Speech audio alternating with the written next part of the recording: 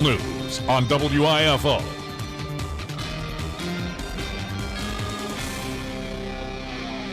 It's time now for a look at the latest in local news. In the news on Wednesday morning in Wayne County Superior Court, 37-year-old Michael Jerome King stood before Superior Court Judge Roger Lane and pleaded guilty to charges of rape, burglary, and aggravated battery. He receives a life sentence with the possibility of parole, but in accordance with Georgia law, will have to serve at least 30 years before he's even eligible for parole.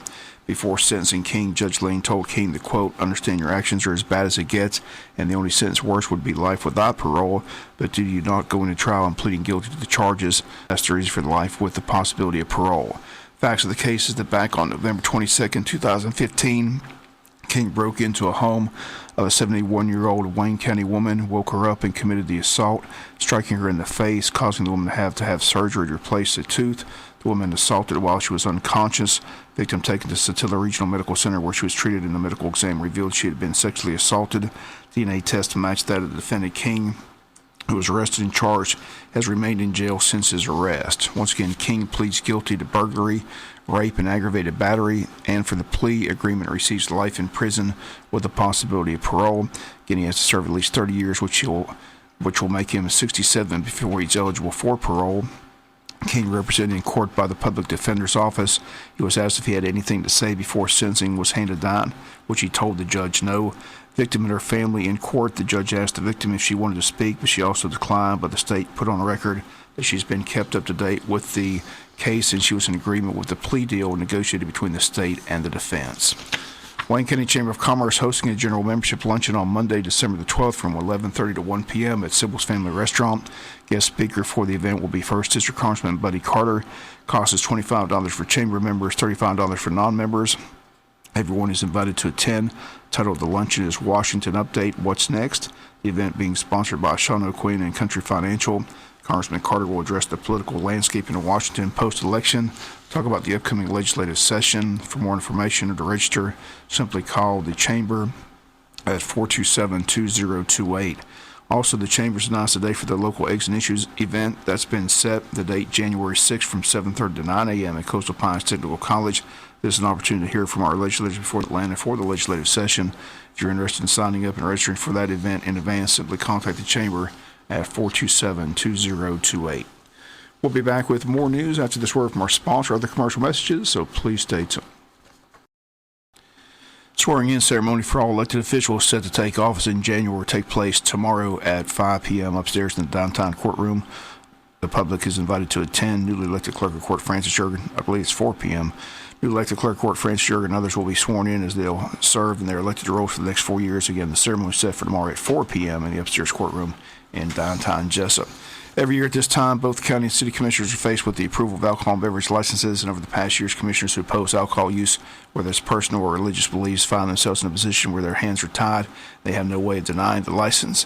This past Tuesday, besides all the current alcohol licenses that were approved, a new license on the agenda. A license request came up from County Commissioner Ralph Hickox, who was seeking an alcohol license for the newly renovated Strand Cinema. License passed, as did all the others, but the question was raised, does the body of commissioners have any way of denying an alcohol license if all the paperwork is in order and all requirements have been met? City Manager Mike Deal asked the City Attorney Michael Connor to explain the law, to which Michael Connor explained that this issue has been argued at the Supreme Court, and the Supreme Court ruled against Camden County, who felt that their local ordinance could prevent a beer and wine license from being granted. Connor told the City Commissioners that the Supreme Court ruled against Camden County, ordered that the alcohol license be issued, but local ordinance did not win over state and federal law. Ray High said that he felt that the Hickox had put a lot of money in the Strand Cinema and said he felt that it was to be run in a first-rate fashion. Once again, commissioners in the past have voted against liquor licenses due to personal and religious beliefs, but have not been able to and will not be able to deny any licenses in which all the guidelines have been followed. FEMA reminds all Wayne County residents affected by Hurricane Matthew that you have until December 16th to file a claim. Contact the Georgia Recovery Project, Kate Murphy. The number to call, 912-243-1016. Also, you can call a toll-free 800 number, 1-800-621-3362. You can also go to their website, disasterassistance.gov. Again, one word, disaster assistance. Once again, the deadline to file a claim or make a report is quickly approaching. December 16th, the deadline for the state of Georgia. We'll be back with some final news notes after this word from our sponsor and other commercial messages, so please stay tuned. Final notes news: Wayne County Garden Club Council sponsoring a Christmas tour of homes on December 11th from 1 to 5 p.m. The self-guided tour includes 4 local homes decorated for the holidays here in Wayne County.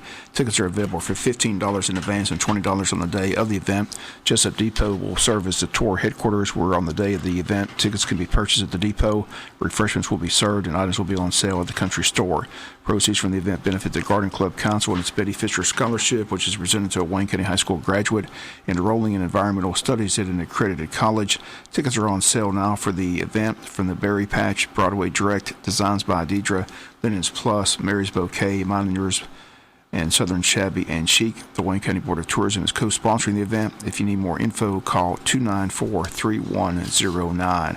For many, the holiday season can be difficult to deal with. That's why this Saturday, December the 10th, Mental Health America will host its annual Coping with the Holidays event from 6 to 9 p.m. at St. Paul's Episcopal Church, located at 745 South Palm Street. The event's free and open to anyone who feels the need to attend. The event will feature different stations, including storytelling, Christmas music, a music room, 2 craft rooms, and a station that will feature massage and relaxation by Leona Harder. Door prize will be given out. That's this Saturday from 6 to 9 p.m. at St. Paul's Episcopal Church, 745 South Palm Street. Don't forget this Saturday's Scriven Christmas Parade, the 45th annual event. The lineup starts at 3:30. The parade begins at 4:30. The day starts with the Scriven Elementary's Elf Run. Registration at 9. The run begins at 10. Registration is $25 for adults, $20 for kids. Early registration includes an Elf Run t-shirt. The distance is 3K. Pictures with Santa will be from 1 to 3. Bring your own camera at the Grace Community Center. Come on out to the 45th Annual Scriven Christmas Parade set for this Saturday, December 10th at 4:30 p.m. ARF is celebrating their annual Christmas party on Monday, December 12th, starting at 6 p.m. at the Jesup Presbyterian Church at 297 South Brunswick Street. Public's welcome to join in the fun with finger foods, beverages, lots of great door prizes. We've been thinking about becoming an ARF foster. Now's the time to meet the volunteers as they share their heartwarming success stories. Again, Monday, December 12th, 6 p.m. at Jesup Presbyterian Church, 297 South Brunswick Street. That's going to do it for the latest in local news. Sports comes your way in a few minutes. Bob Morganson, have a great day.